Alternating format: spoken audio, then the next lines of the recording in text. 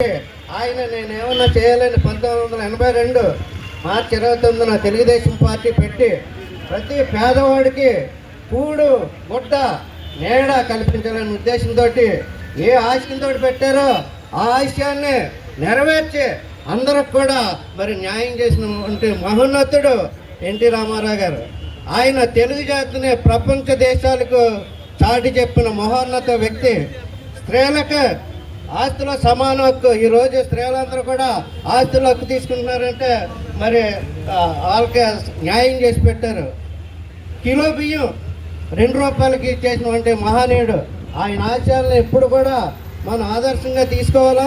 మరి ఇక్కడ వెళ్తున్న ప్రజలు అందరూ కూడా ఎన్టీ రామారావు గారి విగ్రహాన్ని చూసిన తర్వాత మా దేవుడు అని చెప్పి ప్రతి ఒక్కరు కూడా నమస్కరించే రోజు అనేసి నేను మనసుతో కోరుకుంటూ ఈ విగ్రహాన్ని ఏర్పాటు చేసినటువంటి మరి బాబురాజు గారికి, మొత్తం బృందానికి, అదేవిధంగా నియోజకవర్గ ఇన్ఛార్జ్ శ్రీమతి తోట సీతారామకృష్ణ గారికి, మరి స్థానిక శాసనసభ్యులు ఎమ్మెల్యే గారికి, పెద్దలు మెంటే పార్థసారథి గారికి, కోల నాగేశ్వరరావు గారికి, పట్టణాధ్యక్ష కార్యదర్శులు అందరికి కూడా నా నమస్కారాలు తెలుపుకుంటున్నాను.